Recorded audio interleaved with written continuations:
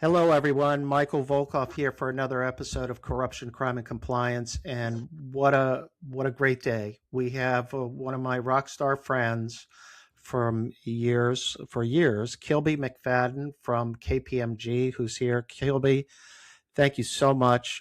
This is going to be a great discussion, and I appreciate your time. Thanks, Mike, for having me. I'm excited to talk to you today.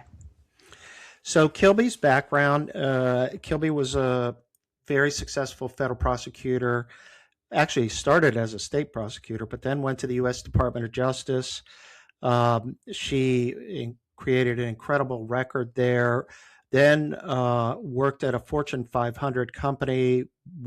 My firm worked with Kilby there, and now is at KPMG as the managing director and head of investigations, as an associate attorney in the general counsel's office.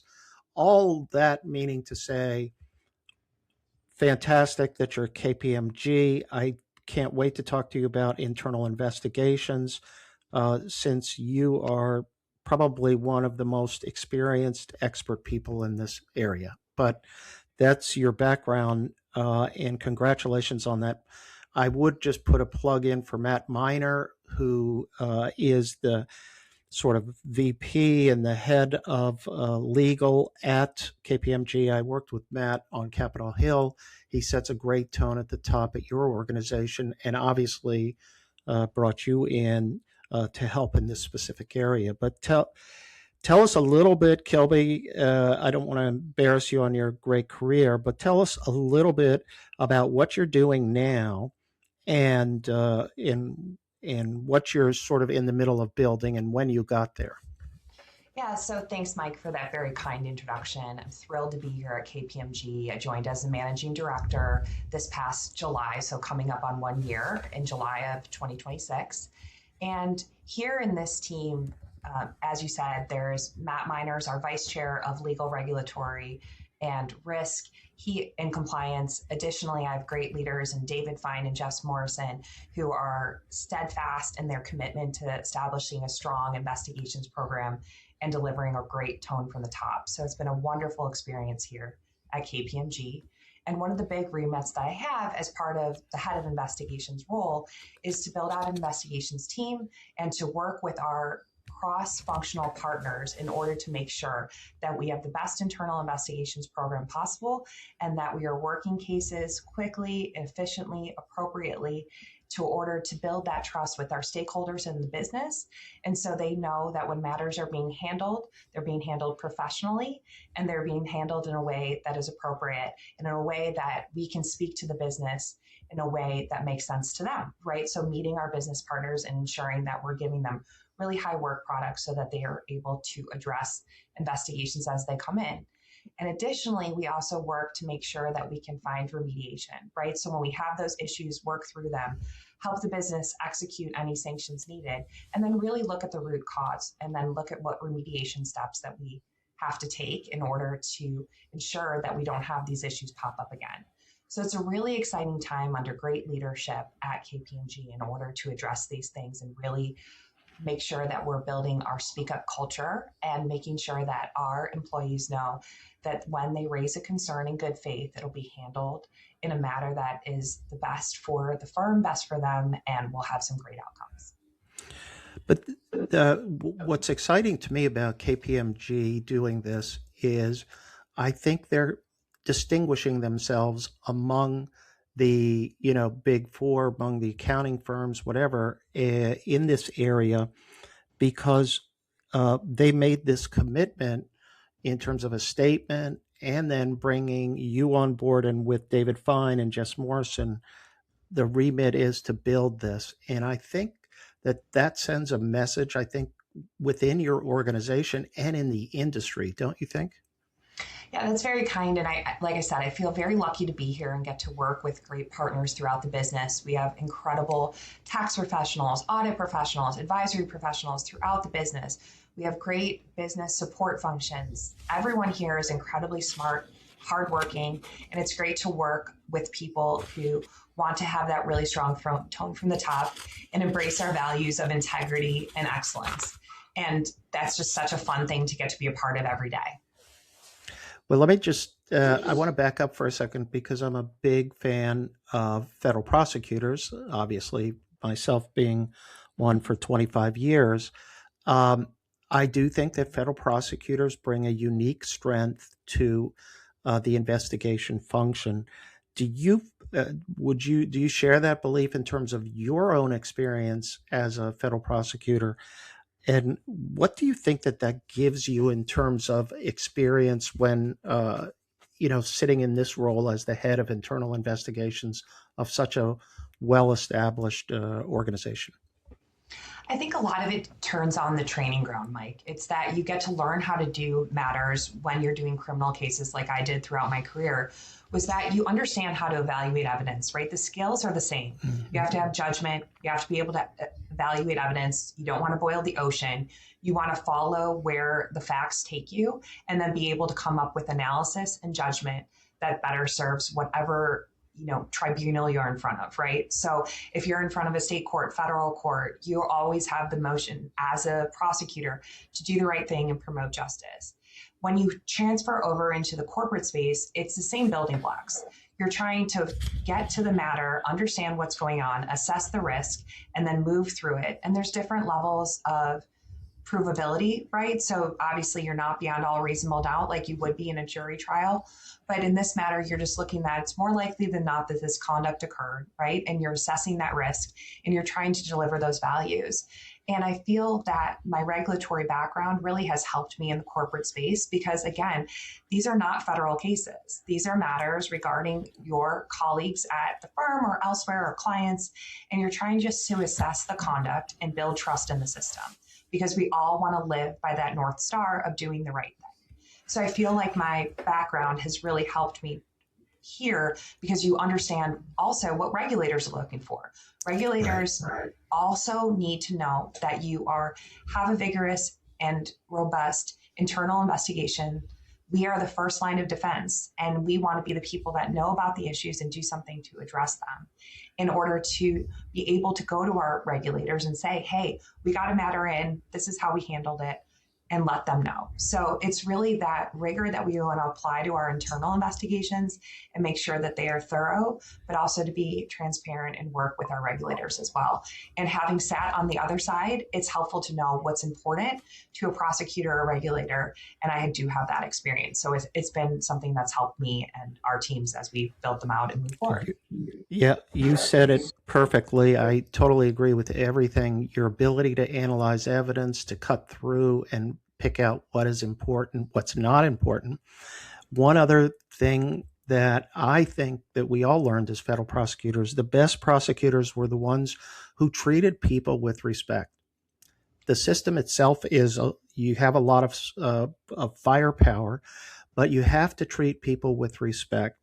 And I think that that is something that I know you live by, Kilby. And I think that that translates really well into your function here. You don't play games, you don't play, oh, got you, and things like that. Um, I found when interviewing people, if you have a strong piece of evidence that indicates misconduct, say, please explain this to me. Yeah. What am I missing? What am I Right. missing? Yeah. And Tell me the story. Yep. exactly. And so, but all the other advantages you mentioned in terms of knowing what the regulator wants, knowing also who your audience is and how to report to your audience.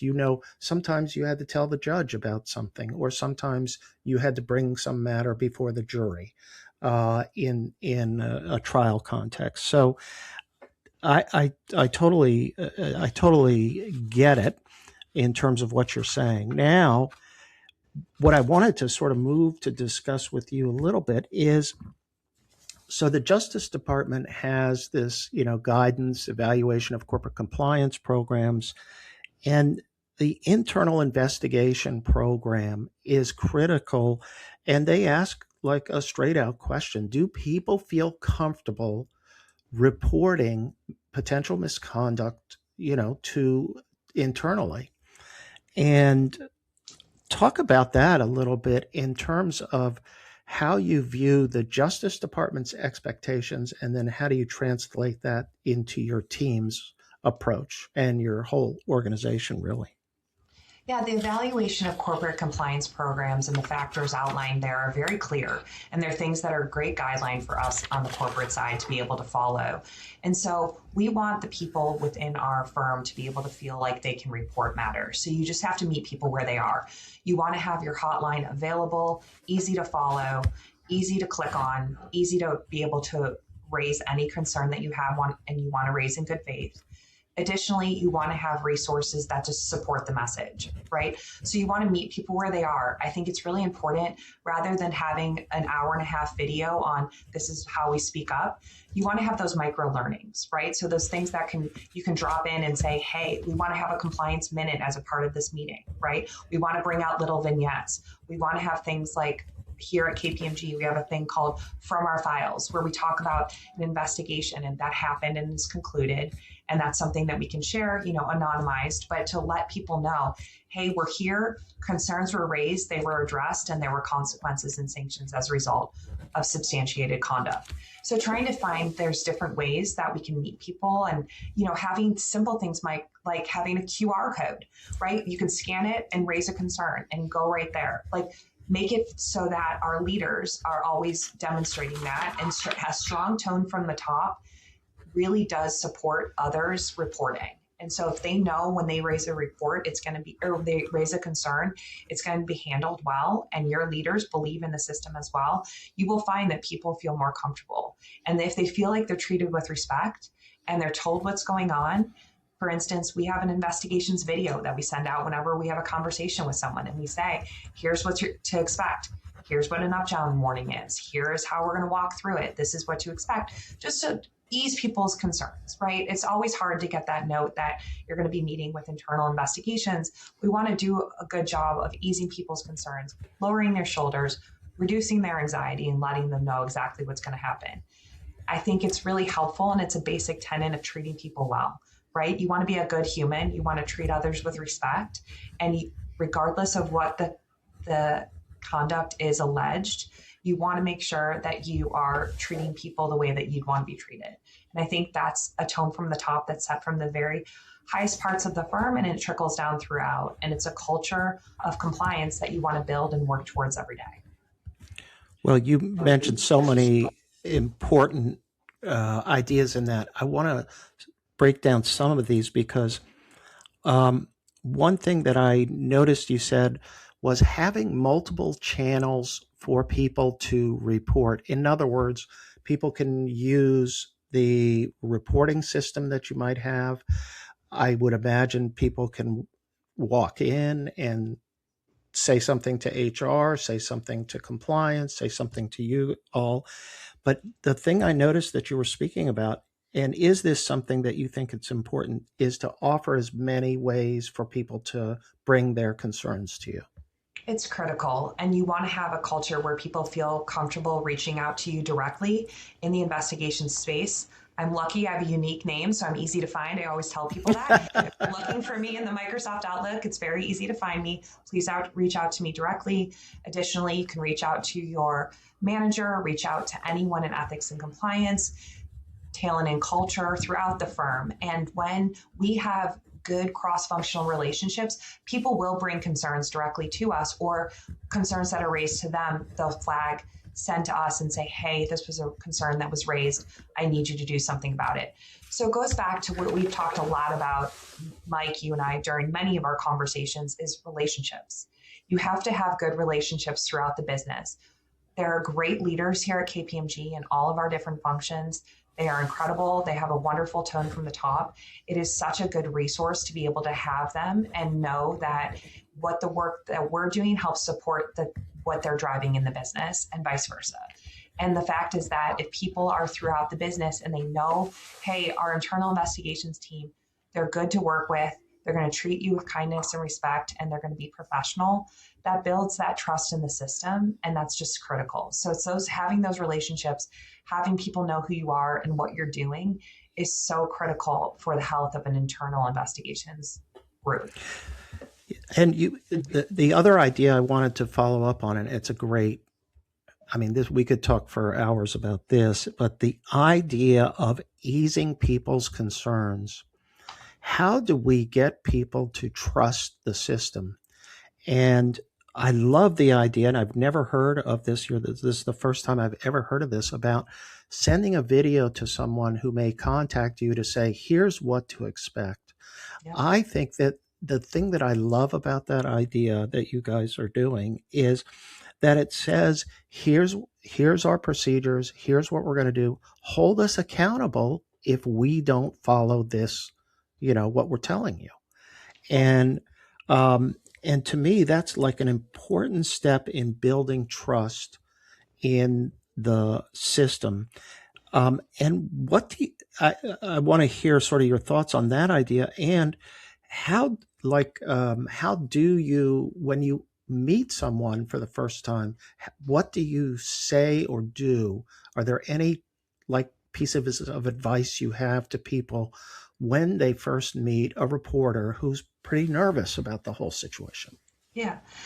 It goes back to the fact that we're not playing gotcha ever, right? So when you lay out what you're doing, you're being transparent and you're building trust in the system. So the video is a great idea because people can watch it when they get the calendar invite and they can see it, they can ask questions about it. They kind of know what to expect, with takes away the fear, right? You'll remember when you were younger and you would go to the doctor's office and you would know it was a shot day, you'd be scared. You'd be like, oh my Yeah, gosh, I'm right, getting a shot today. And you sometimes you'd have a mother that would tell you that or not, right? And I'm not going right, to judge.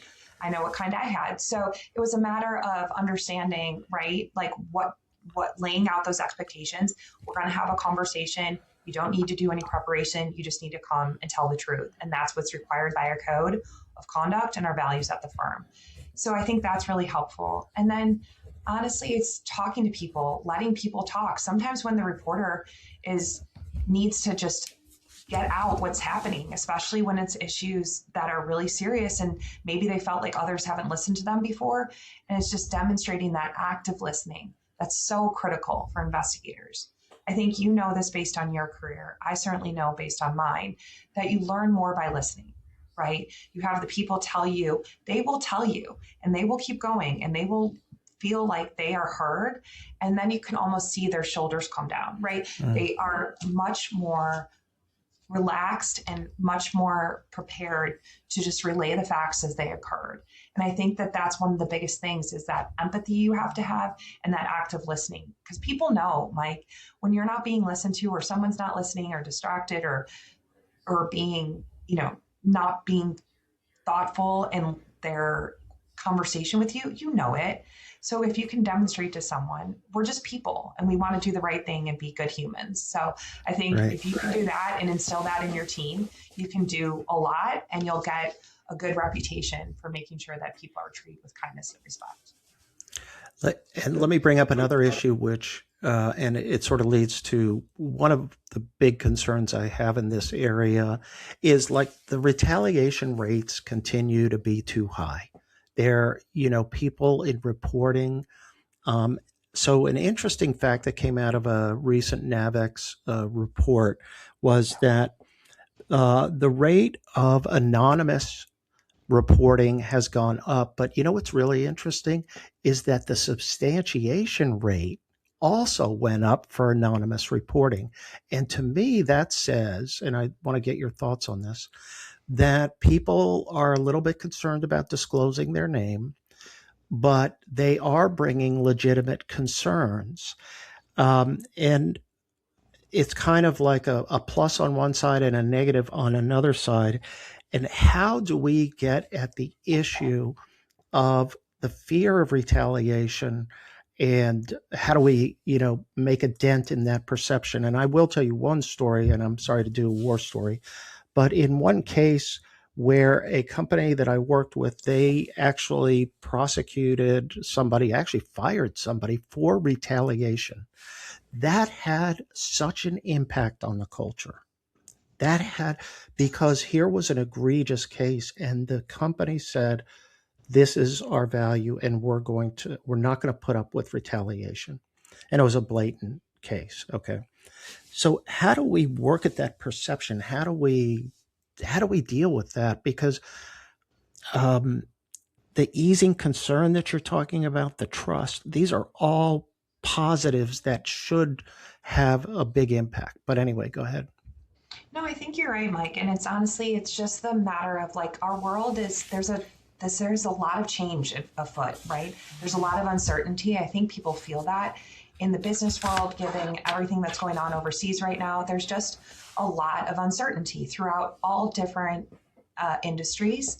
And I think it's one of those things that people feel more comfortable in this more online culture by reporting anonymously, right? And you have to remember too, Mike, not to give away my age, but the millennials are used to like AOL chat rooms, right? So they're used to Right. going on and being anonymous. They're not having, it doesn't say Michael Volkov, right? It says, Mike1234 at AOL.com, right? And so they're used to like that little bit of anonymity. So I think there's something there, right? I don't know for sure because I read the same NAVX reporting and other benchmarking. And as we're trying to stay on top of everything from as compliance professionals, it's really critical to understand those trends. And, we use the NAVX report like a really good guiding light for the things that we need to be concerned about. So I think that's part of it too. It's just a different generational issue. But the issue regarding the substantiation rates being even higher, I think that's a great thing. So it is saying that when people are raising their hand, and whether it's anonymous or not, obviously as the investigators, it's easier when they identify themselves. But if they don't feel comfortable doing it, the fact that they're still taking steps to raise the concern, I think is a good thing that we need to double down on, right? We want to make sure that people feel like, yes, it would be great if they weren't anonymous and felt like they could raise their hand and say, this is who I am. But I think it's more important, the higher substantiation rate, because again, when we're dealing with our stakeholders and we're able to say the concerns that are being raised are not frivolous, they're coming in and they're being substantiated at a fairly high rate. And that shows that people are using this mechanism properly and they're raising the concerns and bringing them to the forefront, and that's really critical. So you're exactly right. This is the complexity that we live in as in the compliance space. Is yes, we'd like everyone to raise their hand and identify themselves because they feel comfortable doing so, but we have to meet people where they are. And if they don't, all we can do is build the trust in the system, have the care and concern for any concerns raised, be able to investigate them appropriately and efficiently and with care and concern, and be able to then action on those. And people will see it. And the trust in the system will continue to increase when people see that people who are bad actors or people that are doing improper things that are violating our code and our policy are being held accountable. People see everything, right, Mike? They know. That's true. They know what goes on. They know what happens with leaders. They know what happens with others who are doing the wrong thing. And I think that sends a strong message. So being able to be transparent about that, and again, just people seeing the system working and that risk being managed is really critical. So I'm hoping that this isn't a larger shift, right? And next year maybe the numbers change a little No, bit. but it was a trend that I saw, and it's something that I think we have to be mindful of as we build these types of systems. Um, but I think some of the efforts you're doing are just sort of cutting edge, to be honest with you, in terms of what I see across the industries and with other companies.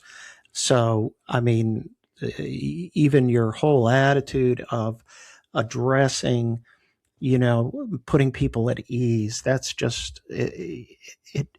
I just can't tell you. I wish how many clients I have and contacts I have who would just follow that basic rule.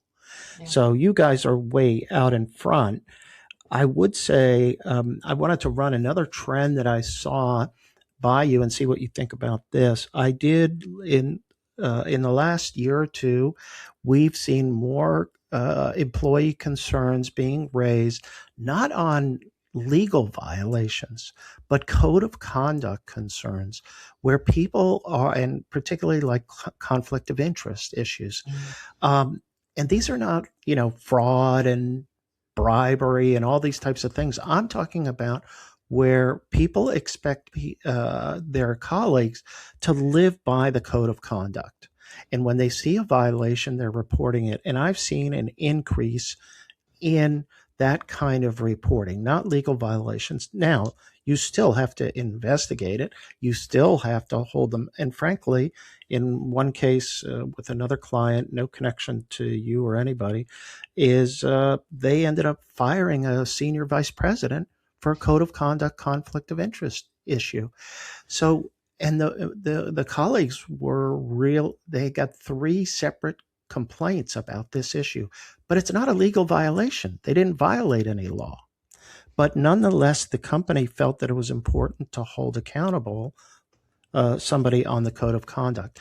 Have you seen? Have you? Do you feel any shift in that, or in terms of the importance of your code of conduct and enforcement? Yeah, I think it's both, right? We obviously have to deal with any concerns regarding professional standards and any regulatory issues regarding any matters at all, right? That's a really critical bucket. But I agree. I think people, especially in younger generations, really want to work for a company with great values, and that's really important to them. You see the studies where people will work for a company they believe in and take a pay cut rather than working for a company that they could make more money at but doesn't exhibit values. And that's a trend that we've seen across the board. So it's something we need to be mindful of. And I think it's a risk. It's a good thing when people raise those concerns that they have about our code, because the code needs to be a living, breathing thing that's modeled by leaders and everyone throughout the entire firm. It can't be something that lives in a dusty drawer, right? That you consult Right. only here, there, and everywhere. It's like, this is an important document. This is something we have to work really closely with our ethics and compliance professionals on, making sure that we get it right. We don't want it to be overly prescriptive, right? It doesn't need to be 150 pages long, but you want to have clear principles that we outline that are important to your firm or your company. And I think conflicts of interest is a real thing. And you've heard me say it before. I always say, potential conflicts of interest. I say to Right. people, I was like, remember, just because you're raising it and disclosing it doesn't mean it's necessarily a conflict. If you appropriately raise something, you have to tell us so we can do something about it, right? So if it's a relationship that develops and it's in a reporting line, great, let us know. And then we'll make sure that we can get different reporting lines to protect you, to protect the other person, and to protect the firm, right? And we do the right thing. And that's probably better for any relationship. So it's kind of like being that solution oriented mindset, not that you're sitting there just trying to find problems. You're like, bring these concerns to us. We'll help you navigate them and we'll help you find a solution that works for everyone. And I think that's one of the biggest things that we've seen is that in this space, being really mindful of conflicts of interest, knowing that they are potential and making sure that people bring them to us and then we can address them is a really critical, I think, change, Mike, in the last few years where people are thinking about it in a more proactive manner, right? Let us know what they are Totally. and we can do something about it. I love the way you put that, because you're also putting your function in as a problem solver. In other words, sometimes there are erroneous perceptions of what is required. And sometimes you can clarify that so that people then understand, okay, this isn't a potential conflict and here's why, or it is, and now we will look at this. So, what I love is putting yourself in the forefront of dealing with questions and issues that may come up in an employee report, because not all employee reports are accurate. We know that. And so sometimes we have to do that.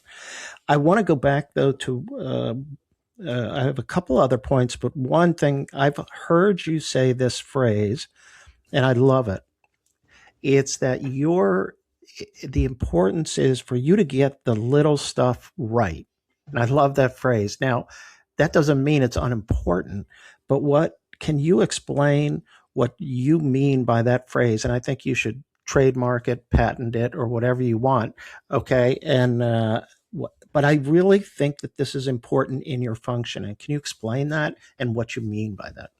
Yes, and I know you're familiar with the book by Will Guidara, Unreasonable Hospitality. That's something Mhm. that the KPMG firm has done a great job of embracing.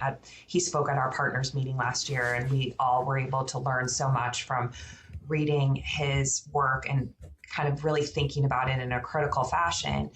And I think one of the biggest takeaways of that is, and there's someone on my team who raised this as like Roger Federer says it, right? It's a matter of, if you're going to be excellent, you've got to get all the small things right. And that's something that throughout the firm, and definitely with our investigations, our ODC, our talent and culture, ethics and compliance, risk management professionals, we're always looking to try to improve and figure out the best way that we can get all the little things right. Because it can seem really overwhelming when you first look at an investigation and go, oh my gosh, what are we going to do here? How are we going to attack this? And it's like, break it down. This is how we always work, right? You've got to lead the jury to the verdict. You got to break it down, walk through it element by element, regulation by regulation.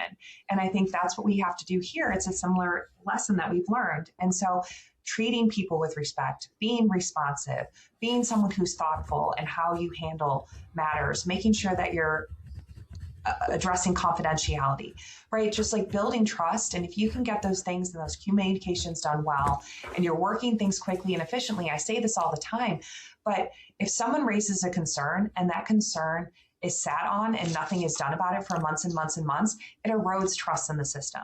But if you get the matter in and you get an acknowledgement as a reporter, hey, we've received your concern, we've done this within a day, maybe 2 at the most, right? We've evaluated your concern. We're gonna open an investigation. We're gonna address it. That already gives that person a sense of, I did the right thing by reporting something, that my colleagues are gonna do something about it.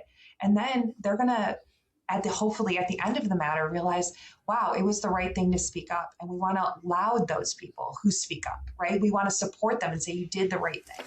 And I think that's one of the critical things we need to do. So getting all those little touch points right?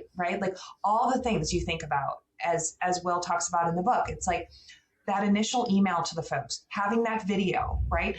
Having a clear understanding of what's going to happen, laying it out for people, reminding them of their duty of candor and their duty to tell the truth, and making sure that we're following up with them, and then following up with the business, our stakeholders, witnesses, and making sure that everyone knows that we're all working as we're prioritizing the matter and working through it. So I think it's really critical. And it's also just like setting that tone at the top as a leader. As compliance professionals, it's a really tough role, right? These are hard roles. There's a lot of nuance. There's a lot of stakeholders. There's a lot of interest. But if we can get this right, we can drive a lot of value.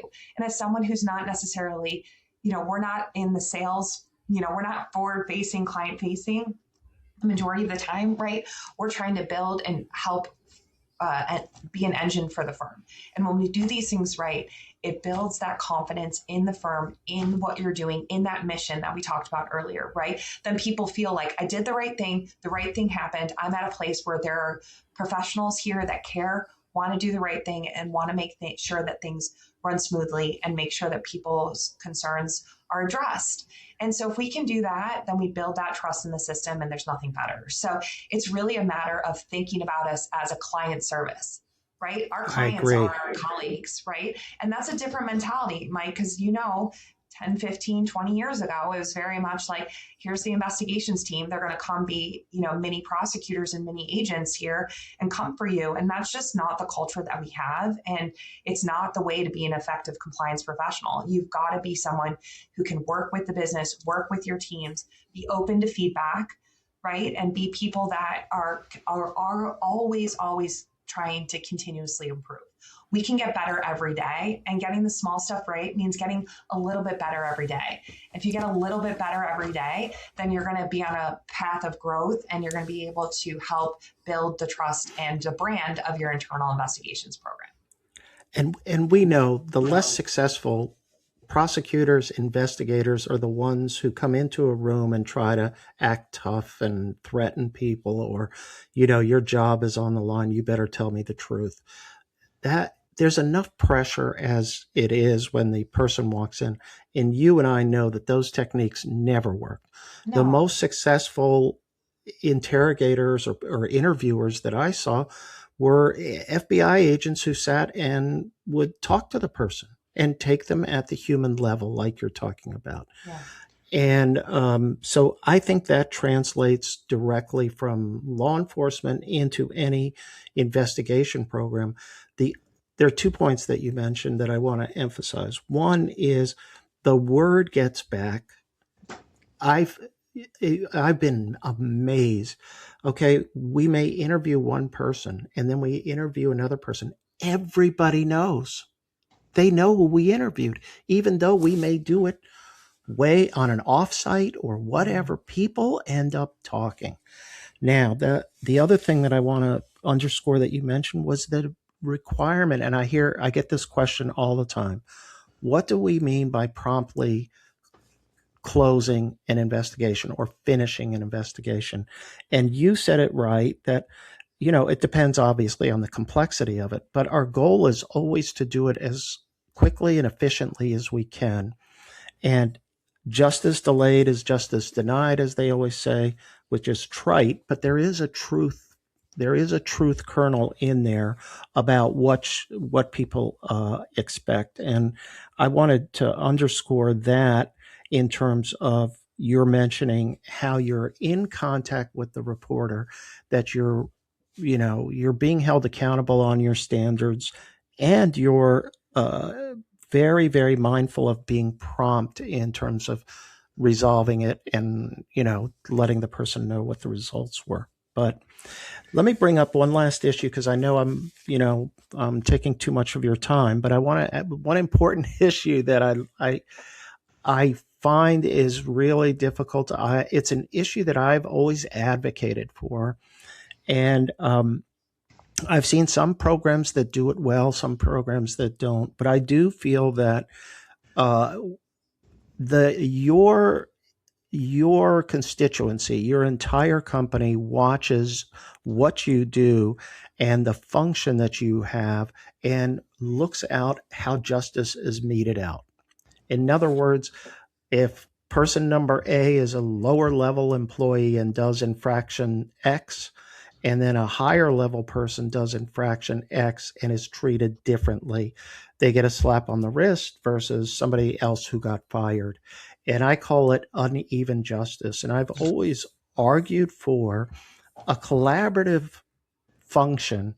Not, your role is obviously primarily the fact finder, but then having a collaborative function across the organization that is responsible for ensuring consistent justice.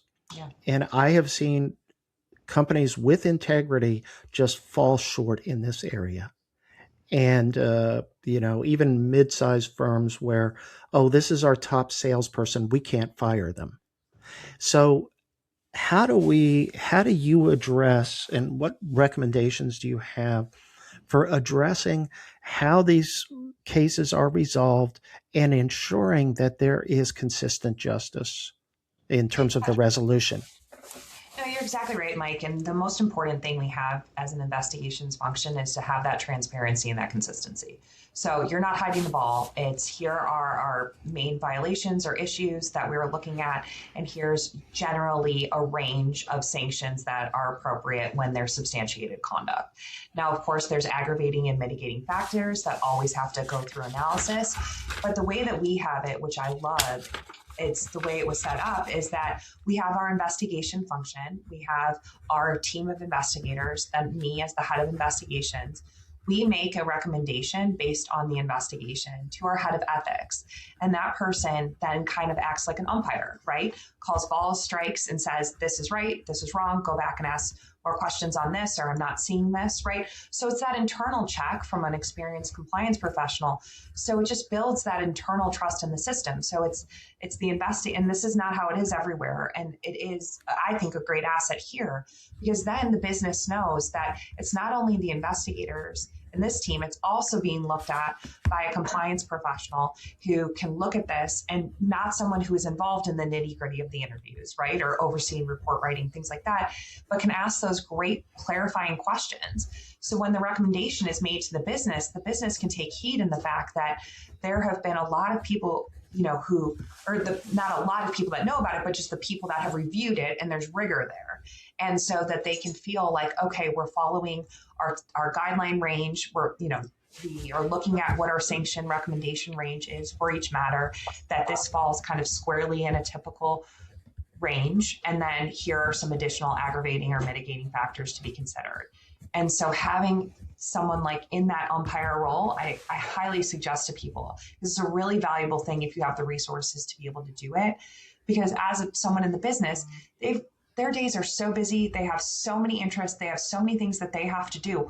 We want to make their job as a sanction determiner as easy as possible. So we can do that, giving them comfort in the fact that we've really done a thorough analysis of the matter and been able to come to them with a straight faced recommendation on the sanction that's well grounded in inconsistency within how we've handled these matters previously. And we provide that transparency saying, listen, these are our issues. This is how we look at them. And this is the typical sanctioning range for this type of conduct that's substantiated.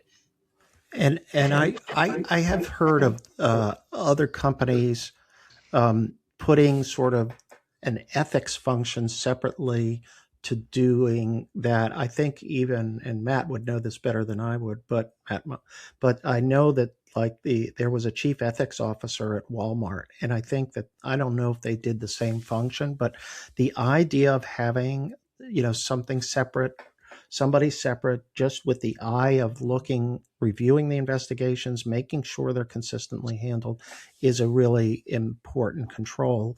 And also it's just it's an insurance policy on your culture. So, well, listen, Kilby, we could go on for another hour and a half because I got about 24 more questions, and we haven't even gotten into all your war stories, which are amazing. If anybody's interested, but Kilby, if somebody wants to reach you to ask, one of our listeners to ask questions, advice, in terms of, internal investigation functions, and, sort of pick your brain for more ideas on stuff, how do people get in contact with you? What's the best way to reach you? I think LinkedIn is such an easy way. So send me a note. Again, there's not many Kilbys out there, so I'm easy to find. So Yeah. reach out. Happy to be a thought leader with anyone, and understanding that we all have to benefit from being able to have our counterparts throughout different companies, firms, but be it, people still in the government, people working in corporate America. I think it's really critical. All these are tough issues, right? These are gray areas. We need to have thought partners that we can bounce ideas off of, anonymously, of course, but just saying, are you seeing these trends, right? And it helps us with our internal benchmarking. So always happy to engage with compliance professionals. I think they're unsung heroes of firms, and it's really important to know that you're not alone. And there's a lot of subject matter experts that can help you. There's great resources with the Society of Corporate Compliance and Ethics Professionals. There's great resources with Ethico, other places. Like, just look and you're going to find your people, and you'll find people that can help learn, and mentors like you, Mike, where you can have people that you can reach out to and say, hey, I've got a fact pattern for you, help me understand what you're thinking. And I think the more yeah, no, we all have stories in this regard, but one of the things that I just love about the compliance profession is the support that people give to each other. Yes. And I've been always, it's one of the culture things. It's what makes me so passionate about ethics and compliance, is that here are people like yourself, people who have had, significant investigation experience and have basically seen every fact pattern that there is, and making yourself available to people who, are learning, or, in the midst of, some difficult investigations or some other issues. So, Kilby, again, thank you. You are a rock star. And if I can ever beg you to come back, we'll get you back to talk even more about these issues, because they're going to continue. This is always going to be a hot button issue for people. And I think you've given people some great advice and some great sort of practical, ways to approach some difficult issues. But thank you so much for making your time. It's always great to see you. And thanks, Mike. I couldn't be more grateful. Always enjoy getting to talk to you about these issues, and understanding in the compliance profession, it is so important to have critical mentors that can help you throughout. And I've been blessed with some of the best in the business. So I'm always happy to pay it forward and work with anyone. And thank you for the opportunity, and thank you for the work that you're doing. As you know, I'm a big fan of the podcast and always listening to it. and sharing it with my colleagues as well. So thank you for the work that you do in this space because it's a really important resource for us all. Well, that's great. Okay. Thanks again, Kilby. Bye bye. Bye. Bye.